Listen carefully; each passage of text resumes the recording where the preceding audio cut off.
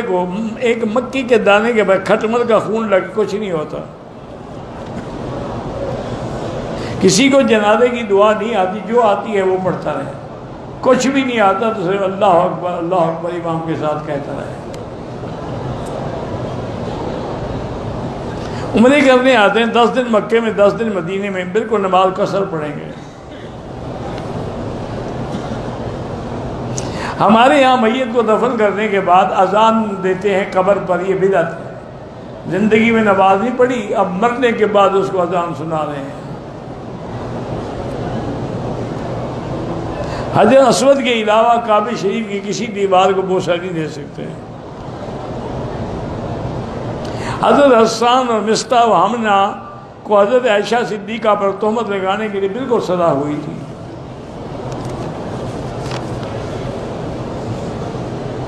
پاکستان عمرے پہ آئے ہیں، طواف صفا کے بعد بال نہیں کٹوائے، احرام کھول دیا.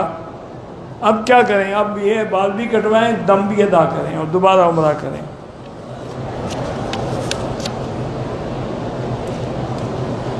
حضور کی خواب میں زیارت ہو چکی ہے الحمدللہ، بس کسی کو کہنے کی ضرورت ہی نہیں ہے.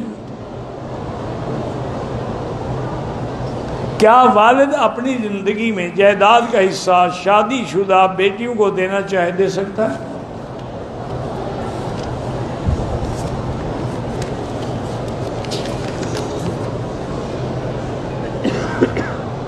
عمرے والا طواف صفا کے بعد اپنے سر کے بال صاف کر سکتا ہے؟ کر سکتا ہے. بہرحال اگر فتاوی دارالعلوم دیوبند میں لکھا ہے کہ زندگیوں سے کی طرف سے طواف ہو سکتا ہے تو آپ نے ٹھیک پڑھا ہوگا، میں نے نہیں پڑھا.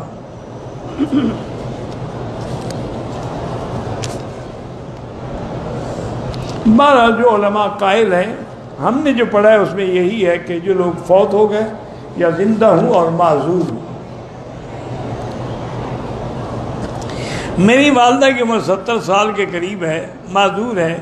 گاڑی پہ بٹھا کر کوئی اسپتال میں لاتے ہیں تو ان کو الٹی بہت ہوتی ہے، بے ہوش ہو جاتی ہے. گاڑی کو وہ بھی پھر بھی الٹی کرتی ہے. عمرے پر نہیں، ان کے لیے آپ عمرہ کریں، نہیں لا سکتے نہ لائیں. نماز میں جو مطاب میں کھڑے ہو کے جنازہ پڑھتے ہیں انشاءاللہ ان کا بھی جنازہ قبول ہے. ہر نماز کے بعد طواف اگر کوئی کرتا ہے 7 چکروں سے کم طواف ہوتا ہی نہیں. میری نماز میں دھیان نہیں رہتا، جو قرآن کی آیت پڑھی جا رہی ہے اس پہ غور کرو. الحمدللہ رب العالمین الرحمن الرحیم، جب ایسے غور کرے پھر انشاءاللہ نمازیں صحیح ہو جائیں گی.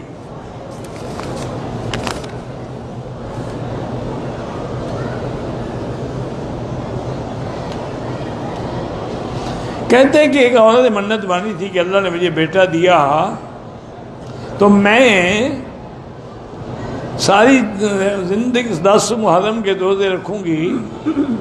رکھتی رہیں، بالکل رکھتی رہیں. منت مانی ہے تو اس کے گلے میں پڑی ہوئی ہے. حضور نے فرمایا منت ماننے سے فائدہ کوئی نہیں ہوتا. ایک فائدہ ہوتا ہے کہ بخیل کا مال نکل جاتا ہے. جو اللہ لکھ چکا ہے منت مانو نہ مانو وہ ہوگا. ایک آدمی نے حضرت رکن یمانی کو 3 مرتبہ ہاتھ لگایا. ٹھیک ہے، کوئی حرج نہیں، وہ تو احتیاط ہے کہ خوشبو لگی ہو تو نہ لگائیں.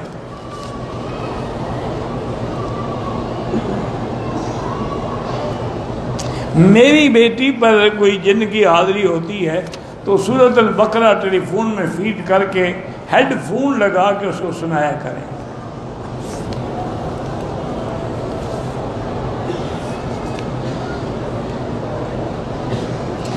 عمان میں رہتا ہوں، وہاں کوئی بازی فرقہ ہے، نہیں کہتے بس وہ فرقہ بھی کوئی شیعہ کی قسم ہے، اس سے بھی دور رہیں.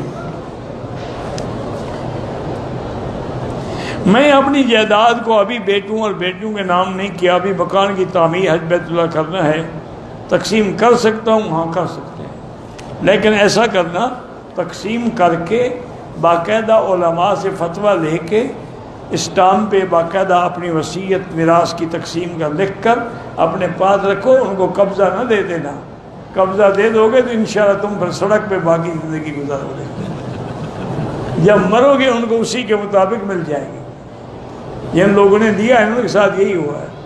اولاد کو جائیداد مل گئی پھر باپ کی کیا غرض ہے. مسجد نبی کو بھی حرم کہتے ہیں، حضور نے جو حرم فرمایا.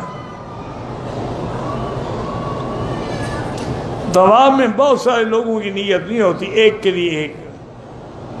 عمرے کے طواف کے بعد صفا مروہ کرنے سے پہلے استلام، ہاں وہ بھی سنت ہے. میرے 2 بھائی ہیں، اولاد نہیں، علاج بھی کروائیں، اور جو قرآن میں دعائیں ہیں رب لا تذرنی فرض پڑھتے رہیں.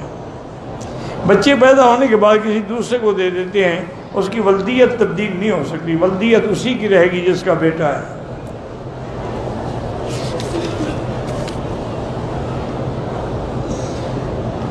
شب برات بنانے کا قرآن و حدیث میں کوئی حکم نہیں، علماء نے لکھا ہے بس.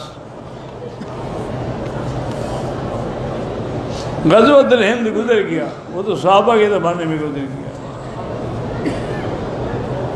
کاروبار کرتا ہوں فیل ہو جاتا ہوں، استغفار زیادہ پڑھا کرو. جو بیمار ہیں زمزم سے بڑی شفا کیا ہو سکتی ہے، یقین سے پئیں اور دعا کریں. میقات میں عشاء کی نماز پڑھی احرام کی حالت میں، مگر تلبیہ پڑھنا بھول گیا، حرم کے پاس آ کے پڑھا، کوئی نہیں ٹھیک ہے عمرہ ہو گیا. زیارت یا سیر کی غرض سے طائف جائیں، واپسی پہ عمرہ ضروری ہے، میقات ہے. عصر کی نماز ہمیں یہاں جماعت نہ ملے تو پھر اپنے وقت پہ پڑھو، گھنٹہ 1.5 گھنٹہ بعد.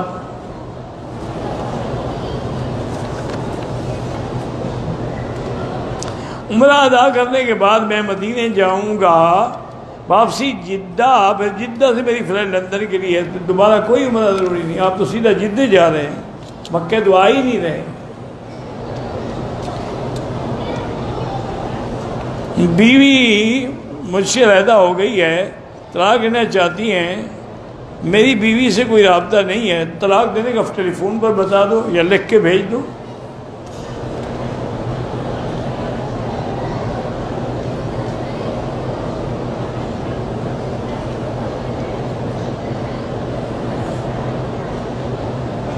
بہرحال یہ قصہ ہے، ایک فقیر نے یہ کہا تھا، ایک بات ہے.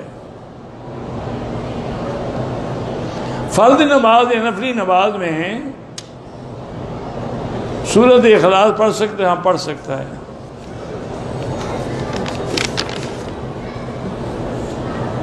میں کراچی سے عمرے کی ادائیگی کے لیے آئی ہوں. ہم مکہ پہنچے، ہوٹل میں پہنچنے کے بعد مجھے حیض ہو گیا، دوا بھی لے رہی تھی.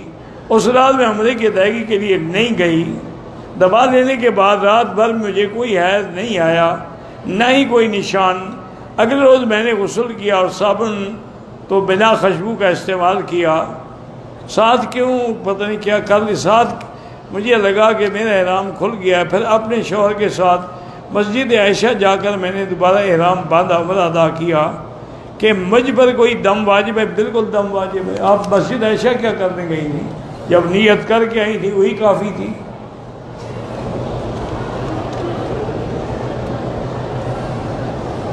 کہتے ہیں کہ پاکستان میں کچھ لوگ مولانا مودودی کو گمراہ نہیں کہنا چاہیے، غلطیاں سب سے ہوتی ہیں، اللہ ان کی مغفرت فرمائے. جو فوت ہو گئے اللہ معاف کرے. آپ کے درس میں میں بینائی کے لیے دعا کے لیے آئے ہوں، اللہ آپ کی آنکھوں کو روشن فرمائیں. بینک کی نوکری کوشش کرو نہ کرو، دوسری مل جائے چھوڑ دو. امام کے پیچھے حنفی سورۃ فاتحہ نہ پڑھیں، جس رکعت میں امام خاموش ہو تب بھی نہ پڑھیں.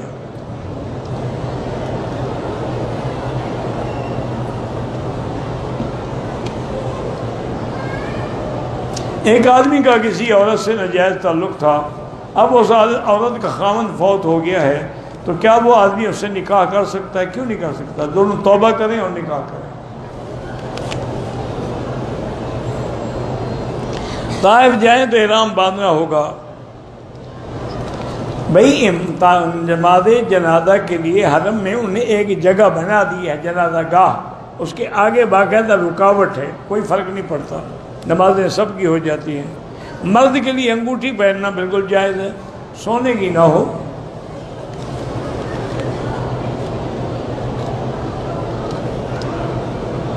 اگر میری بیوی کراچی سے آئی، کمرے میں خوشبو والے صابن سے ہاتھ دھوئے، 2-4 ریال خیرات کر دے۔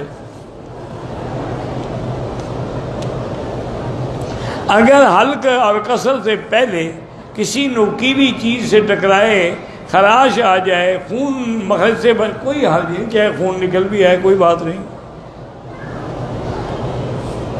دوران طواف اور سعی پانی پی سکتے ہیں؟ ہاں پی سکتے ہیں۔ عورت کو تراویح پڑھ سکتی ہے؟ پڑھ سکتی ہے۔ عورت گھروں میں تراویح پڑھے، وہ گھر میں بھی پڑھ سکتی ہے، مسجد میں بھی پڑھ سکتی ہے۔